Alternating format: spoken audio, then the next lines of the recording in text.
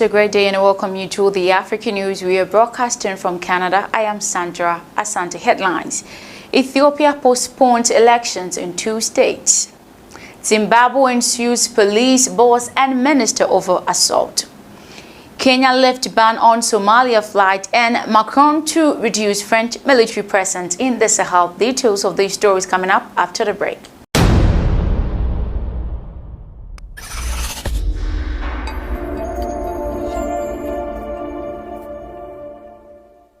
You're welcome back from the break. Thank you so much for staying with me to our first story. Ethiopia's electoral board has postponed until September elections in 2 of the country's federal states, Somali and Harare. The voting, which is due in 10 days' time, will also take place in Tigray, where there is currently a conflict.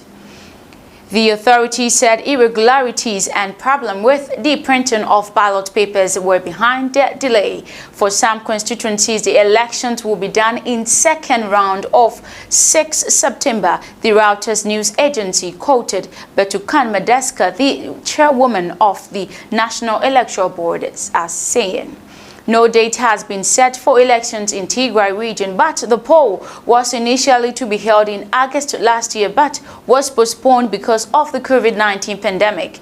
It was then set for 5th of June and again pushed forward by just over 2 weeks ago. The initial postponement of the elections last August was one of the triggers for the ongoing conflict in Tigray region.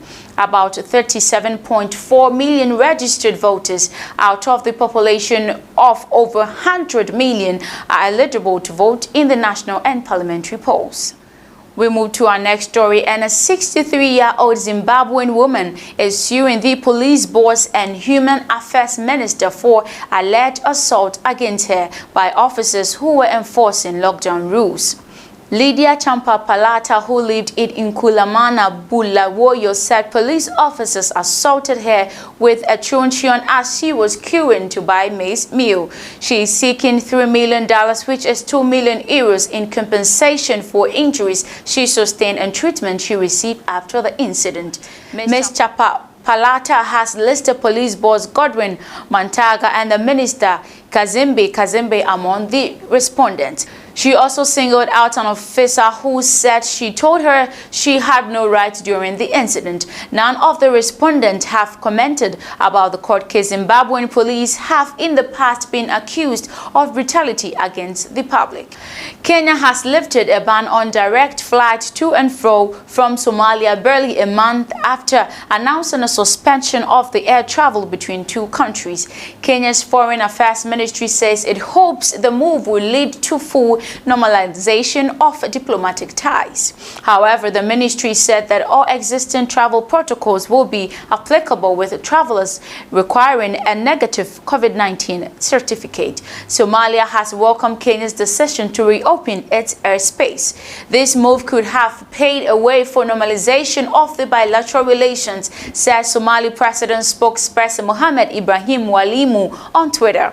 Kenya banned all flights to and fro from Somalia mid-May but gave no explanation for the move. It was a blow for Kenya farmers. It was a blow for the Kenyan farmers of the narcotic leaf cut who exported to Somalia. Somalia is Kenya's biggest market for the mild stimulant that is chewed while still fresh and thus needing to be transported in 2 hours of being picked. Relations between the 2 countries have been strained for years now due to the long-running maritime border dispute that is now at the International Court of Justice. Somalia has also accused Kenya of meddling in its internal affairs, a claim Nairobi has dismissed. To our final story, French President Emmanuel Macron announces a reduction of France's military operation in African Sahel region, saying France's existing Barkhane force need profound transformation. He is calling for a new international force for the region. In South Africa, President Cyril Ramaphosa cuts red tapes to private companies wanting to build their own power plant in the bid to tackle the country's energy crisis. And Tunisian buries migrants lost at the sea in its Garden of Africa, a special cemetery. Thank you so much for joining me for today's edition of the African News. My name is Sandra Asante. Thanks for watching.